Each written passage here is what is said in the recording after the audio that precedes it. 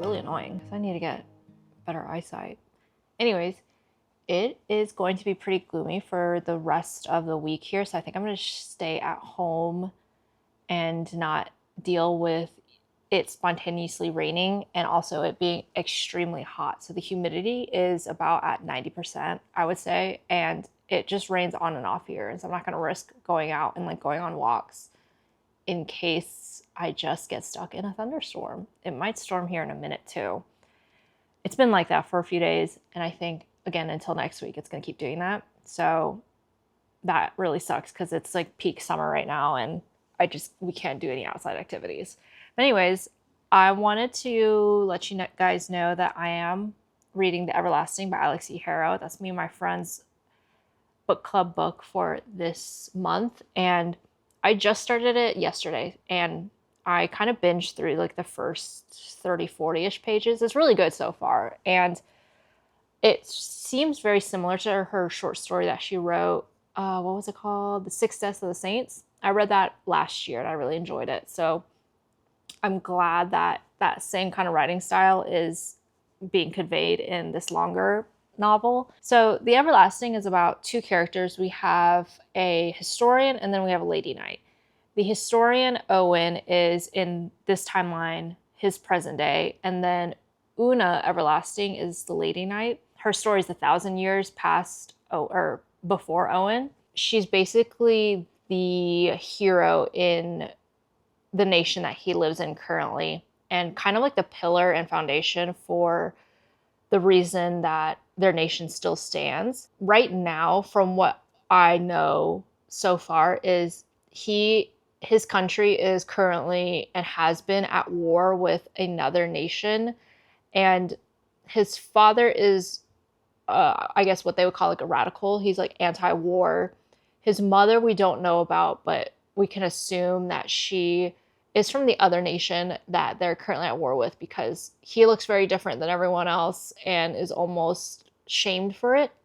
So he is very, I guess I would say like passive so far in his life because of him being different, his father being a anti-war. And so there's just like a lot of tension between him and, just like everyone else. Anyways, he hears about the story of like Una Everlasting. He hears stories, reads books, and then like sees like propaganda about her. Just, as the war is going on, you see like these posters of her, with propaganda saying like, hey, like you should go fight in this war, et cetera, et cetera. And so he's so in awe of her story and what she stands for that he goes and, enlists in the army, goes to war. He's not athletic. He doesn't really have the drive to be a soldier because, you kind of have to have like a specific type of personality and I guess ego to be a soldier. So he goes, he is in war, et cetera, and then he is released from the army for a very specific reason. He then becomes a historian because he's going to study the story of Una Everlasting. He's convinced there is, more to her story than what is out there already. And again, with her story being like 1,000 years ago, he's like trying to figure out what the truth is. After all of that, he kind of gets in a situation where he's back in the past in Una's timeline. And from there, we're just learning more about Una, how she is, how she's being portrayed in these stories versus what Owen is witnessing. And sort of, I guess, the ways that storytelling has kind of made her a symbol of, victory, of freedom, of a free Dominion country. And I guess like you get a little bit of that propaganda and like seeing that. So that's all I'm in so far. I'm not going to spoil much outside of that, but so far it's very interesting. I really like Owen's sense of humor, and the humor is set against sort of a more sadder undertone of the story and with a more, I guess, depressing backdrop of what's going on. And so I don't know. I feel like that little mix is like just enough to keep me hooked, and then the actual storyline is also making me more drawn and figuring out what's going to be happening. But yeah, I started this the other day, and I think the rest of the week I'm just going to continue to read, probably inside, and wait out these storms. Hopefully we get clearer weather during the summer. But yeah, my husband is making bread and it smells really good, so I might eat some of that in a little bit. And yeah, I'm just gonna sit around, read, and see what else I get into. I don't know if I'll get into another book this week, but we'll see.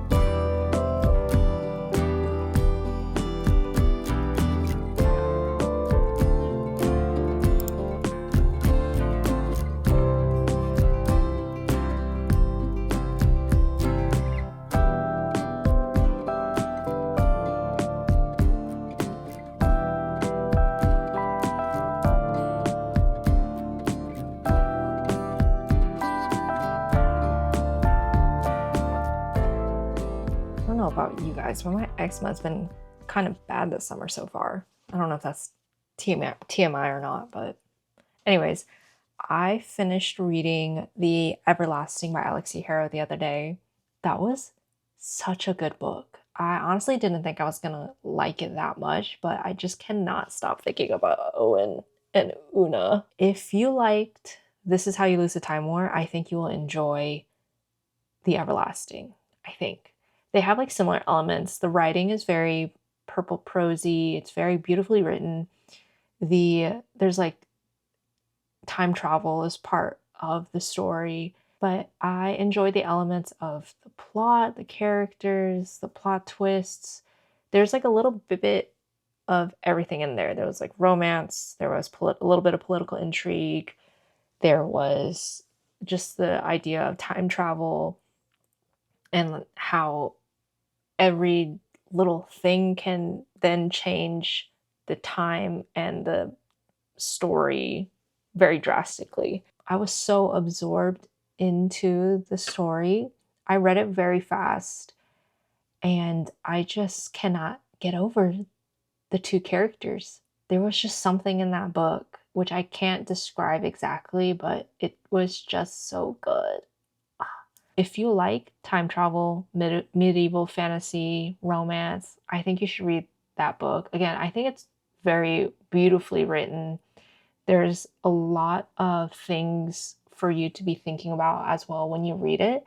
And the plot twists, I don't know, maybe for other people the plot twists were very apparent, but some of them were not very apparent to me. Some of them were very obvious, which of course, that's just how it goes, but some of them were, it was just things like I wasn't even thinking about. And there was a lot of reveals. It felt like the story was just becoming more and more rich and just like so much going on when we were getting more reveals. I felt like it was just everything was like coming together, and it just made moments just feel just a little bit more important, and I don't know, like in specific characters as well. But I would recommend reading The Everlasting by Alexi Harrow. I've only read The Six Deaths of the Saints by her, so I might try to read other books by her, but we'll see. But I did start reading Anne of Green Gables, and I did have a little bit of a hard time getting into it, not because of the book, but because I just feel like I'm hungover from reading The Everlasting. And my concentration in this book, I was not giving it my all. So now that I'm about 76 pages into it, yeah, I really like Anne of Green Gables. I watched the Netflix show. It had been out for a little bit when I started watching it, maybe 2 years ago. But I think I rewatch that show like every year now. It's become such a comfort show. I hate that they didn't continue it, that they canceled the filming of it, because in my opinion, I really enjoyed it. I thought it was really great. And the adaptation feels very accurate so far to the written text, but I don't know if I can say that as I continue reading. I am happy though that since I am reading it, I can continue the story of Anne, even though the Netflix show is no longer going to continue it. So, but I did wait till the spring and summer to continue this book, just because I've read so much about, or I've heard so much that there was a lot of writing about like the environment and the seasons, and it felt like a very spring summer book based off of some of the descriptions people were talking about. And in the show, it was very spring summer when it was starting out. So I'm glad I saved this to read this summer. I think I bought it earlier this year. I think it was like in February, March when I bought this. So I'm glad I waited to read or to start Anne of Green Gables. I'm hoping to get pretty far into the book. It's a very easy read, and because I've watched the show, it just feels like I'm just kind of reliving watching the show just a little bit. So it's nice to just have like a little bit of that background and to kind of have more groundwork done, because I know these characters, know their personality types, and it just feels like it's easier for me to associate the characters with their personalities and all that, because I know there's a good amount of characters in this book, so it's nice to know that I already have like a little bit of background on almost all of them. But yeah, I think I'm going to try to get as far as I can into Anne of Green Gables. I know earlier I said it was supposed to be like rainy and stormy, which it has been every now and then, but during the day it's really nice and sunny, and then at night it gets a little bit rainy, stormy. So I have been reading outside a little bit. But yeah, it's almost like 8 o'clock at night, so I'm gonna just get ready for bed and continue reading Anne of Green Gables.